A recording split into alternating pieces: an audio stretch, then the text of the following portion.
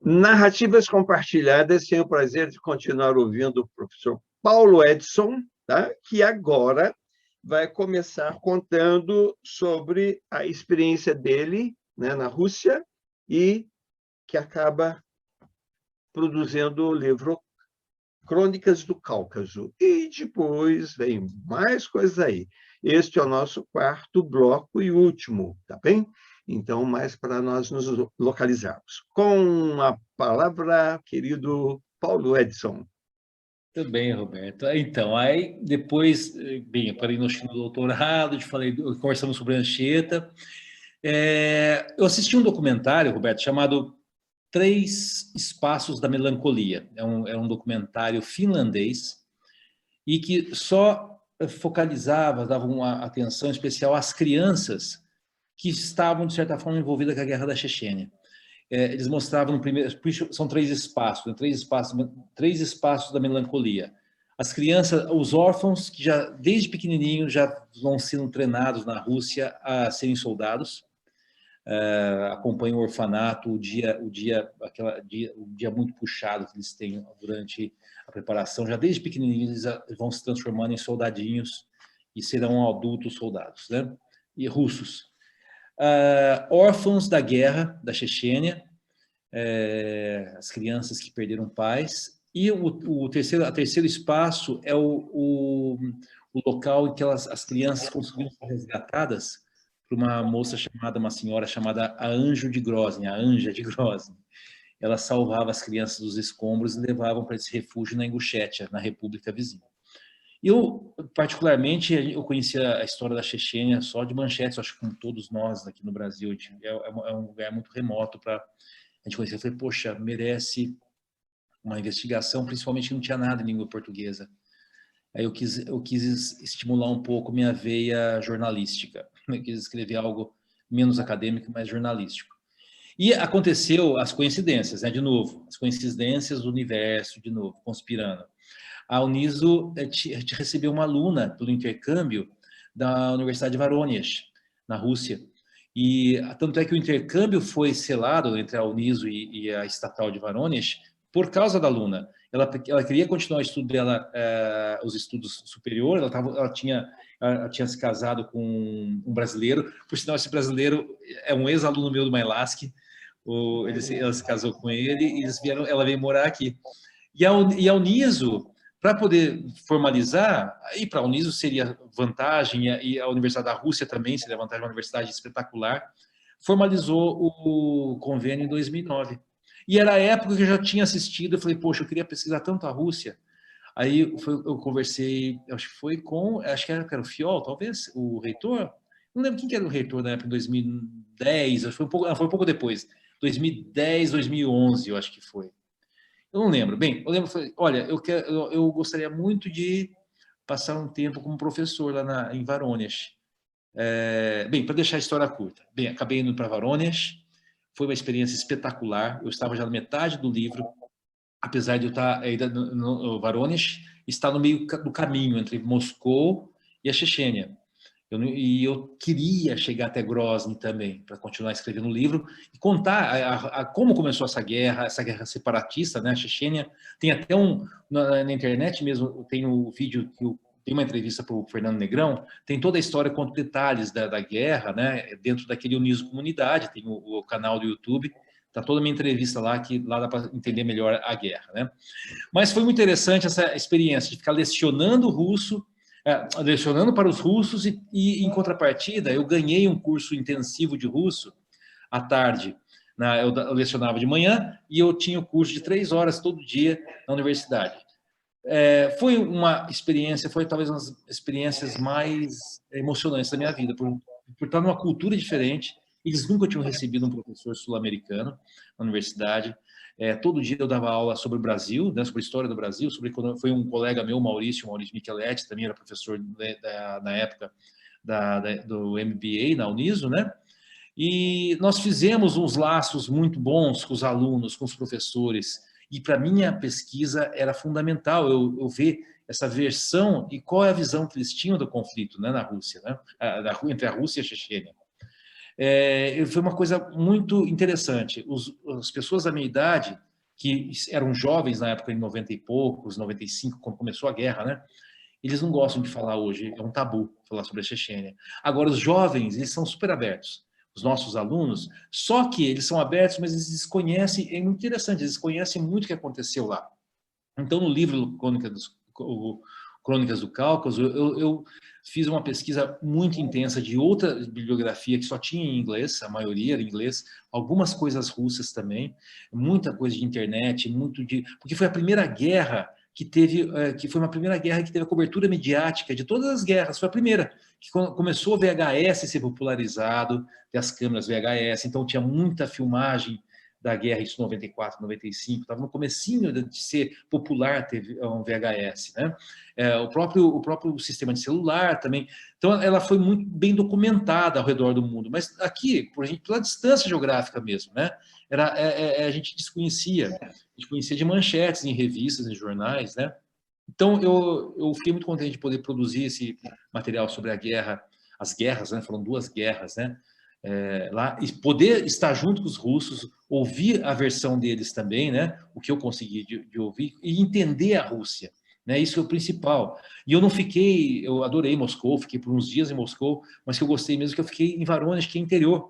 Então, você está dentro da alma da Rússia mesmo, entender como que é a Rússia com os russos. E eu posso dizer que é um povo espetacular, tanto é que até hoje nós mantemos ótimas relações ao Niso e Voronezh. Em junho, eu dei uma aula sobre imigração italiana no Brasil para eles, foram 50 alunos super interessados, me perguntaram, eles não sabiam também de nada. Virtual, então. Foi virtual, sim, foi virtual. E foi ótimo, porque eles fizeram muitas perguntas, que eles não sabiam dessa imigração italiana que ocorreu há 100, 150 anos aqui no Brasil, né, para trabalhar nas fazendas de café. Então, foi um trabalho muito interessante, que eu gostei muito de fazer, e depois tem esse vídeo, né, que o Fernando Negrão fez comigo, sobre entrevistando sobre o livro mesmo, né, dentro do canal Uniso Comunidade. Quem quiser entender um pouco mais sobre as guerras, eu falo bastante, né? E paralelamente a isso, Roberto, eu estava trabalhando na Uniso, né? Eu já não estava mais na Unip e também no CEUNSP, eu comecei a trabalhar na FATEC. E uma coisa que me satisfez de novo, aquele lado da engenharia elétrica batendo no meu ombro de novo, né? Mas aí eu pude projetar nos alunos os projetos, né? Teve uma época nessa época também, eu fiquei muito interessado em trabalhar com realidade aumentada, que você tenha a imagem virtual e a imagem real misturada na tela do celular. E eu pensei que talvez o melhor projeto que eu pudesse fazer, que tivesse à minha mão, era reconstruir a Fazenda Ipanema de forma virtual. Porque a gente temos as ruínas lá, super bem preservadas, mas aquilo lá foi um complexo siderúrgico espetacular do século XIX, né? Eu participei do maior congresso de realidade aumentada que acontece anualmente, que aconteceu na Flórida. Eu fui para o congresso. Eu conversei com pessoas que são os papas da realidade aumentada. Um deles é o Mark Billinghurst, ele é um neozelandês, e eu contei do meu projeto. Eu falei assim, olha, nós vamos tentar financiamento da FAPESP. Eu queria que você fosse o nosso professor visitante e também corresponsável pelo projeto. Ele adorou a ideia, ele viria. Poxa, eu já tive acesso ao cara que era o bam de realidade aumentada no planeta. Estava disposto a participar. Só que, o que aconteceu? Enviamos o projeto FAPESP, eu como responsável, de novo, eu não poderia ser porque não era da minha área técnica de engenharia nem eletrônica. A minha formação era na área de humanas e eles adoraram. O projeto estava ótimo, porque, na verdade, eu fiz uma construção desse projeto com outros colegas meus da área técnica, da área de exatas, né? Mas como eu não poderia ser responsável, então eles falaram assim, você reforma o projeto, está ótimo, só que precisamos ter um outro responsável. O projeto, na época, Roberto, custaria R$200 mil. Lembro super bem, o valor que a gente pediria à FAPESP. Aí começou a aparecer muitas coisas. Bem, a nossa vida acadêmica toma muito tempo, né? Eu deixei um pouco de lado e teve um outro projeto, que o Vanguarda Soviética do Cine Concerto. Aí voltei para a música de novo. Nós ganhamos o edital do PROAC. A ideia basicamente era a gente ter 2 pianos executando o canto ostinato, do compositor holandês, que é uma peça minimalista, circular, E o Rodrigo Gontijo, né, que é o cineasta que trabalha comigo em vários outros projetos, né, já tinha trabalhado, nós tínhamos feito junto um documentário para a TV Cultura sobre a história do meu bairro, sobre o bairro do Jaraguá. E foi através dos índios, né, que eu tinha contato, o índio acabou sendo o narrador e começou sendo o fio condutor de todo o documentário, que depois foi exibido na TV Cultura, está no YouTube também, tá, é Jaraguá, Terra Sem Mal. É um documentário muito bom. Eu fui o pesquisador responsável e fiz a trilha sonora também. Eu e o Maurício, meu parceiro lá do Terra Sem Mal, meu parceiro de Jundiaí, né? Aí começamos com esse projeto do piano, eu, a Lúcia Bismara e o Rodrigo. Então, o Rodrigo projetava cenas do cinema, do pré-cinema, o cinema experimental do começo do século passado, nas tampas do piano. A gente punha uma tela nas tampas do piano, ele ficava como se fosse uma tela de cinema, só que o efeito da música com a imagem dá a impressão que as imagens saem de dentro do piano. Foi um trabalho artístico que eu gostei muito de participar. E depois nós ganhamos o PROAC também para fazer a vanguarda soviética. A gente trabalhou só com o Eisenstein, do cinema, né, o cinema russo, e o Prokofiev, o compositor clássico. Então, nós trabalhávamos com reedições das imagens dos filmes do Eisenstein, com peças do Prokofiev. Eu, a Lúcia e o Roberto também, o Rodrigo também. Então, foi um período muito fértil aí, artisticamente falando, né? E eu deixei a Fazenda Ipanema de lado por um tempo, né? Só porque, como você vai mudar já de assunto, só para avisar o pessoal que está ouvindo e está nos vendo, se quiser, então, entrar na internet, se põe lá, etc., né? Tudo, sempre coloca um hífen, o hífen, etc., né? E depois, concerto visual para 2 pianos. Então, você vai conseguir. E, e outro mesmo é o Vanguardas Soviéticas. E, para quem não sabe, a Fazenda Ipanema está junto do Morro Araçoiaba, é a primeira fábrica de ferro do Brasil. É uma construção belíssima, um local muito bonito para ser visitado, e o espaço interno é bem grande, né? E muito bonito, aquela construção antiga. Então, há uma beleza nessas apresentações, aí, além da música, toda a parte visual, mas o espaço é belíssimo. Então, continuando. E com o passar do tempo, o projeto que eu tinha de realidade aumentada em reconstruir virtualmente a Fazenda Ipanema, né, a grande siderurgia da época do Varnhagen, né, a tecnologia desenvolveu tanto, Roberto, que chegou... a minha primeira ideia foi em 2009, participei do congresso lá na Flórida em 2009 também de realidade aumentada. Quando era 2016, foi por aí, 2016, um aluno meu, o Felipe, falou, poxa, eu tenho vontade de fazer isso. Aí a gente começou a notar que era possível fazer com o celular, aquele gasto enorme que eu teria, não precisaria, porque nós tínhamos já uma tecnologia que daria para se aplicar em celular. Bem, para deixar curta a história, em 2018 nós lançamos o projeto, quem quiser baixar o aplicativo, está no Google, na Store, no Store da... não é Google Store? No Store do Android, né? Você consegue baixar,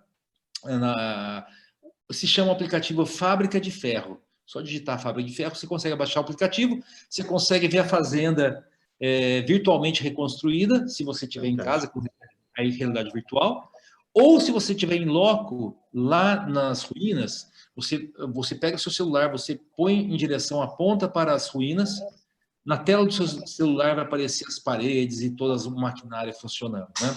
Muito bonito. Isso a gente lançou no dia 1º de novembro de 2018, quando a Fazenda comemorava 200 anos da primeira corrida de ferro. Foi a primeira vez que o alto forno produziu ferro, o ferro Gusa, nós estávamos lançando, ou seja, ela era um marco da tecnologia de 200 anos atrás, e nós colocamos uma tecnologia inovadora 200 anos depois, a gente estava lançando. Foi muito, muito significativo esse dia, né? E até então é um projeto que eu tenho constantemente, estou trabalhando com os alunos da FATEC também, né? Passa de aluno para outro, a gente está ampliando cada vez mais para abranger mais partes, né? Então, basicamente, foi um projeto muito legal. E Agora, o meu... antes de você passar para Regras do Dragão, eu quero fazer uma pergunta para você. Quando você escreveu Crônicas do Cáucaso, né, você fez uma pesquisa assim, incrível, hein? É incrível a quantidade de documentos, de vídeos, internet, tudo que você examinou, é uma quantidade grande. E, logicamente, que você mexeu com coisas da história, né? De repente você foi, né, além de ser jornalista, história, né? Você não ficou com receio de estar mexendo nessas coisas e se envolvendo lá no contexto da Fiquei, Rússia? Hã? fiquei, Conta um fiquei. pouco sobre isso, então. Eu Tinha nunca noite. perguntei para você isso, mas sempre tive vontade de perguntar. Porque eu estava. Bem, tudo bem, eu não comentava com ninguém que eu estava escrevendo um livro, tomava esse cuidado, né? Mas claro que eu tentava sempre saber. Mas eu lembro que eu tentei conversar com um piloto, ele é um piloto de Voronezh, que tinha sido ex-aluno da universidade, ele foi um piloto que salvava soldados, ele resgatava soldados no campo de batalha e trazia para território russo para serem curados, né? E ele ganhou uma medalha de condecoração, o herói da pátria, foi dado pelo próprio Putin a ele, né? E eu perguntei para uma funcionária, para ela assim, nossa, eu queria muito entrevistá-lo, poderia? Não. Não, ela falou não, não podia entrevistar. Quer dizer, então você vê que é um tabu, né? Uhum. Aí tinha noite, Roberto, a gente ficava num hotel, um hotel espetacular, um hotel muito bom, num prédio assim, soviético, numa rua tranquila. E engraçado que a Voronezh é um pouco maior que Sorocaba. Tem as avenidas assim no centro, só que as ruas perpendiculares, muitas são de terra. E tinha esse prédio onde ficava o hotel, você olha por fora, ele está com bastante problema. Você entra, tinha até jacuzzi dentro do nosso quarto, uns quartos gigantes, uma coisa assim, ultra soviética, foi demais. Eu lembro que do lado tinha um estacionamento dos moradores, lá era um terreno de pedregulho. Eu lembro assim, à noite, ouvindo barulho de roda naqueles pedregulhos, falei, nossa, agora eles chegaram, vão me prender no meio da noite, vão me levar. Sabe aquela coisa que a gente tem? Agora eles vão me prender, descobriram que eu estou escrevendo, que eu estou de espião aqui. Mas isso é muito mais influência de filmes de Hollywood do que real. Não tinha nada. Eu tinha um pouco de receio, mas eu fui vendo que não é nada disso. A gente tem muito preconceito quanto à Rússia, principalmente pelo cinema americano, né? De se julgar, colocá-los eles como vilões, como o sujeito mal, né? O sujeito mal da história. Mas as pessoas comuns que a gente convivia é outra história. O russo é um povo espetacular, Muito bom. Bom, o Paulo, logicamente, tem que contar agora a respeito do Regras do Dragão. Ele, como descendente de italianos, então vai contar como que aconteceu agora a criação de Regras do Dragão. Vamos lá, Paulo. Então, Roberto, eu estava pesquisando muito sobre a localidade da minha família, né, dos meus bisavós, né, por isso eu quis voltar a estudar italiano. Né? O meu conhecimento italiano era rudimentar, eu tinha já feito cursos, de conviver também com meu bisavô na infância, eu sabia um pouquinho de italiano, né? Eu tinha estudado italiano, aí eu comecei a ler muita coisa, muito livro, eu comecei a ler a literatura italiana, né? E assistir também cinema italiano. E eu lembro que eu assisti um filme que tratava de bullying na escola, em ambiente escolar. A gente que é professor, a gente se interessa muito por esse tipo de coisa, porque a gente está convivendo com almas, né? E você vê... E quantos alunos da gente vêm contar da vida deles, né, pessoal? Eu acho que é até uma honra para a gente ter a gente conseguir ter essa confiança da parte dos alunos, né? Então, foi um filme que eu achei muito marcante. É um filme italiano, chama Um Bacio, e basicamente trata de bullying. Só que, claro, se fosse explorar mais, passaria, seria maior do que um filme. Tinha um Lindo menino filme. com um problema psicológico, né? Só que não foi explorado esse lado. E como eu já tinha convivido com pessoas esquizofrênicas, eu sempre me atraiu esse assunto, porque eu acredito que, claro, tem o sofrimento da pessoa que é esquizofrênica na vida, no dia a dia, mas tem algo que é a criatividade, como eles enxergam o mundo, ligando pontos que quem não é esquizofrênico talvez não faça ligação. Bem, aí foi começando a surgir essa ideia, já que eu queria trabalhar alguma coisa com esquizofrenia. E foi quando eu conheci o livro chamado 50 Casos de Superação de Esquizofrenia, do Dr. Rodrigo Bressan, brasileiro, e eu achei que lá, poxa, eu pensei mesmo, eu preciso agora escrever, porque eu já conhecia histórias de esquizofrênicos, como era a vida, como era a visão do mundo de esquizofrênicos, né, de a gente conviver, e falei, poxa, agora merece, eu acho que eu trabalhar com isso, né? E, ao mesmo tempo, lendo muita literatura italiana, literatura recente, que é literatura para jovem, eu conheci o Alessio da Venia, que é um escritor espetacular, Bianca como latte, Rosso como il sangue. Esse daí foi um livro que me marcou muito. O Raul Montarini também, La Vita Finora, A Vida Até Agora, que conta a experiência de um professor lecionando num lugar bem assim, no interior das montanhas, lá, quase divisa com a Suíça, a região de Bérgamo também, e o quanto de bullying acontece entre os alunos, o quanto selvagem eles são, e o professor convivendo com aquilo, né?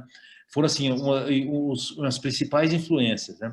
E o filme Malizia, eu gostei muito também, que me ajudou a criar o mote principal, que é a história do Danton com a Helena, né? Ele está na transição de 17 para 18 anos, né? Ele começa a desenvolver um quadro de esquizofrenia e a relação dele com a bibliotecária, a Helena, que é muito mais velha do que ele, né? Com seus quase 40 anos, de 30 e poucos anos, quase 40 anos. E eu me baseei muito nesse filme, Malizia, de 73, que é um filme muito interessante, que quase que o diretor foi preso por aliciamento de menor. Tô colocando tudo isso no caldeirão, Roberto, acabou saindo Regras do Dragão, e claro, eu ambientei isso em Bergamo, porque Bergamo já era uma cidade que comecei a conhecer muito pelo Street View, passeando pela internet, pelas ruas, e depois de estar virou uma trilogia, porque a história é muito comprida, né? Depois de estar quase com o terceiro, eu estava na metade do terceiro livro que eu fui conhecer Bergamo pessoalmente. E andando pelas ruas, pelo lugar que meu personagem anda, foi uma emoção única. Eu sentava num parque lá, eu via a cena que estava quando tem uma cena de uma briga que passa no meu livro, eu via no parque, sentindo, respirando o ar, os perfumes das plantas daquele parque. Foi uma experiência que eu nunca imaginaria passar, né? E foi uma primeira ficção, né? E é uma ficção que eu acho que, apesar de estar extensa, eu consigo aprofundar a questão da esquizofrenia e o quanto isso envolve, o quanto isso afeta as pessoas que estão ao redor de um esquizofrênico, né? E o Danton é um esquizofrênico paranoide, né? Ele é um esquizofrênico que estoura, ele explode, né? E acarreta tanta coisa aos que estão ao redor dele, né? E tem esse lado dele também, né? Com toda a trama sensual dele com a Helena, depois ele acha que ele é apaixonado por uma menina da idade dele, né? A Bea. Mas a Bea, mas com o tempo, o que vem de dentro dele é outra coisa, né? Ele está ligado com um outro caso romântico, né? São outras pessoas. Outros. Outros, outros. Porque quem quiser vai ler lá, mas não é só Helena, não. Vai para Não, frente. vai, É acontece genial. muita coisa, né? Eu acho que. Então, assim, foi uma realização de algo que eu já queria fazer, né? Talvez foi uma das coisas mais trabalhosas que eu fiz de todos os meus projetos. Mas eu gosto muito do Regras do Dragão. Muito legal. E conta por que se chamou Regras do Dragão? O lema do Duque, é o Duque de Milão no século XIV, é um lema que ninguém entende por quê. Está escrito em latim, né? Mores non violabo, não lembro qual tem um outro resto em latim que eu não vou conseguir lembrar, mas não transgredirei as regras do dragão. Porque naquela região de Milão, Bérgamo, Crema, Brescia, existia um lago primitivo e que se acreditava que nesse lago vivia o dragão Tarantásio, que é um dragão, tanto é que o símbolo de Milão é um dragão, né? Um dragãozinho. Se você chega na Centrale, na estação Centrale, na estação central, tem um quadro do Tarantásio maravilhoso, esculpido na entrada, assim, né? O dragão está em todo lugar naquela região. E fala da Alfa Romeo também. E o logo da Alfa Romeo, que por sinal a Alfa Romeo aparece toda hora no meu livro. Eu tive que estudar a história da Alfa Romeo, a fábrica da Alfa Romeo, que era próxima a Milão, próximo a Bérgamo também. Eu coloco o personagem, o avô do Danton, meu personagem principal, ele foi funcionário da Alfa Romeo, né? E a Alfa Romeo tem o logo com o dragãozinho e a bandeira, né? Das cruzadas, né? Isso. Que está representado lá. E eu consegui pôr no caldeirão também os reptilianos, por final, né? Então, para quem vai ler depois o livro, saiba que realmente é uma delícia, né, ver toda essa situação ocorrendo e quanto que o Paulo também precisou pesquisar, né, a respeito, né, conhecer a respeito do que está falando, e uma coisa muito legal que eu vejo nele é exatamente isso, ele vai até o local, né? Ele já estava no terceiro livro, mas ele vai até o local e alguma coisa depois ele altera, mas é impressionante, porque dá a impressão que a gente está lá, né? Dá a impressão que ele é um grande conhecedor, morava lá, conhecia os personagens, e apesar dele ter falado que é ficção, né? É uma ficção muito próxima da realidade, né? São coisas que realmente podem acontecer, né? Essa esquizofrenia do Danton, né? É uma coisa que ocorre naturalmente, né? E o personagem, né? Ele vai constrói um Danton que é sedutor, né, também, e seduz o leitor, né? E é uma delícia o final, inclusive, né? Porque você fica esperando o final, mas o final a gente não conta também. Se quiser, vai lá ver. Não dá para contar. Agora, o Paulo vai falar ainda a respeito da futurição, né? Os próximos projetos dele, que ele tem um projeto de livro de infanto-juvenil, e alguns documentários, audiosérie. Então, conta para nós um pouquinho a respeito disso, para fechar, Então, infelizmente, né? Vai ter que fechar. tem um projeto que já está na gaveta também, né? Porque meus projetos aparecem, mas levam alguns anos. Tanto é que lá atrás, que eu falei do Viagem ao Centro da Terra, que o Pedro Cameron não acreditava. Com 16 anos, eu fui conseguir fazer o Viagem ao Centro da Terra a convite do Pedro, 9 anos depois. A gente fez com a Orquestra Sinfônica, com o Robson Silvestrini, com o Tatal, o Badini. Foi uma experiência super legal. Foi a única apresentação da Viagem à Terra, além do Rick Wakeman do Brasil, a nossa foi a pioneira. Depois começaram, teve mais orquestras e bandas que se apresentaram, brasileiros mesmo, né? A peça, mas nós fomos o primeiro. Em 92, nos apresentamos aqui em Sorocaba, e coincidiu com a fundação da Fundec, né? Foi quando surgiu a Fundec. Foi espetacular, né? Mas além da Viagem ao Centro da Terra, qual que outra que vocês O Arthur também. Hã? O Rei Arthur. Isso, o Rei Arthur, que também... Ou, na verdade, o Rei Arthur não está na internet, né? Só Não, Viagem a ao gente Centro não da tem. Terra. Não temos. Talvez tenha, mas eu não talvez tenha procurado minhas fitas de VHS, mas eu não tenho certeza Vale a se gravou. pena, viu? E Dá quem pena. quiser assistir a Viagem ao Centro da Terra, é só lançar lá. Viagem ao Centro da Terra, a Fundec, Paulo Edson, também vai aparecer lá facilmente. Vale a Dessa nasceu em pena. Sorocaba. Tem, inclusive, são seis blocos, tá bem? Joga no Aham. YouTube, fica mais fácil ainda. Bom, são 6 Então, blocos.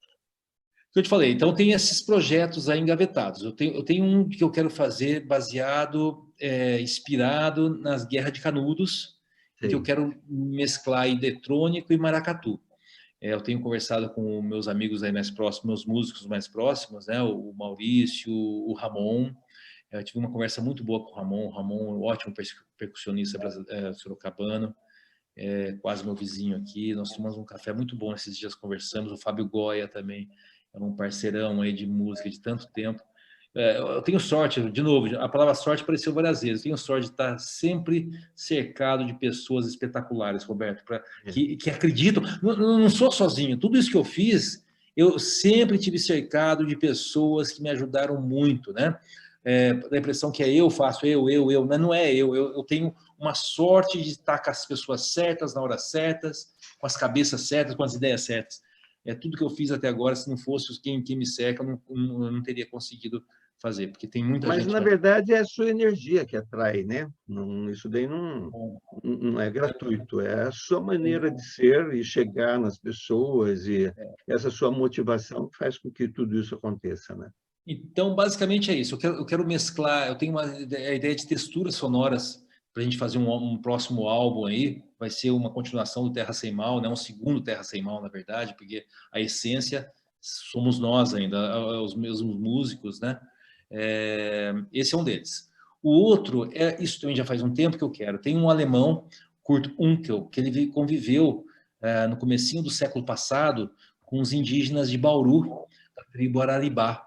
E ele conviveu, ele depois se tornou, inclusive, o primeiro presidente da SPI, Serviço de Proteção ao Índio, que depois deu origem ao FUNAI. E ele fez uma coleta espetacular sobre as lendas de criação e destruição do mundo. O livro se chama As Lendas da Criação e Destruição do Mundo, dos Guaranis Apapacuva, que é a subetnia desses Guaranis lá em Bauru. Eu não conheço a aldeia ainda, eu pretendo conhecer. E ele fez esse resgate, o livro dele é um registro etnológico, na verdade, né? Espetacular. Só que tem uma parte, um capítulo, os 2 últimos capítulos que são essas lendas. Eu só consigo ver aquilo lá como um livro infanto-juvenil. São sempre 2 indinhos, protagonistas, eles surgem a partir das onças azuis. É uma história que é muito interessante, como se parece com Rômulo e Remo, sendo criados pela loba, e criou Roma, né? Tem um paralelo muito interessante, só que são com onças azuis e são 2 índios guaranis, né? E eles vão criando o mundo, eles têm o poder de criar o mundo, como surgiu o fogo, como surgiu o mar, e eles são os 2 índios muito levados, assim, um fica aprontando com o outro. Eu acho que é um tema espetacular para a literatura infanto-juvenil, eu pretendo colocar isso aí. Estamos correndo atrás de recursos, né? Coisa boa saber. Então, agora nós queríamos, assim, para finalizar, que você diga algo, por exemplo, que você gostaria de falar ainda. Vamos dizer, que talvez você não tenha falado, não tenha perguntado. Bem, olha, acho que eu te contei já meus projetos principais, mas acho que o que eu vou falar serve para qualquer um que ouça. Acredite nos sinais. Os sinais, a vida inteira está sempre dando sinal para todo mundo. Eu acho que, para mim, foi isso. Eu não deixei passar os sinais importantes e era um fiozinho de lã que aí eu cheguei no novelo, e se você não desprezar o que o universo está conspirando com você, sempre tem algo que a gente consegue cavar. Tudo que me aconteceu até agora, de tudo que eu falei, acho que basicamente é isso, acredite nos sinais, né? E eu, particularmente, sou agradecido por ter tanta sorte e ter conseguido compartilhar, porque o melhor de tudo que fazer é poder compartilhar isso com todo mundo, né? Seja em livro, seja em música, seja dando aula, né? Que talvez... Aí eu descobri minha profissão, né? Eu falo da engenharia, mas eu acho que lecionar é o que eu mais gosto de fazer. A gente está com essa troca com o ser humano. Basicamente, acho que é isso. Paulo, muito obrigado, viu, querido? Obrigado. Você, eu queria aproveitar e dizer assim para você obrigado em nome de todos os seus alunos, né? Porque é impressionante como o pessoal quer bem o Paulo, né? Só ouvir falar bem dele sempre, né? E esse grande companheiro nosso, dentro do curso de letras, principalmente, mas não só, dentro da Uniso, porque ele deu aula em outros cursos também. Então, com certeza, todos os alunos gostariam de estar aqui agora, junto, e dando um abraço em você. Então, sinta-se abraçado, com gratidão por todos esses alunos e por nós que estamos aqui com você agora, tá? Gratidão, muito obrigado mesmo, e que continuemos juntos, e quero acompanhar, quero ver mais coisas. Realmente, esses seus projetos, com certeza, vão acontecer, porque você sempre tem esse otimismo, né? Esse otimismo e essa energia, né? Trabalhando em função do ser humano, porque a gente sabe que tudo isso aqui seu não é gratuito, sempre tem essa ponta de querer melhorar a humanidade. Então, essa é a nossa gratidão. Obrigado, Paulo. Obrigado, Roberto, pela oportunidade. Adorei conversar com você. Grande abraço obrigado, virtual para você. Obrigado, Deus abençoe. E obrigado a todos vocês, tá? E até a próxima. Gratidão por estarem conosco também, sempre.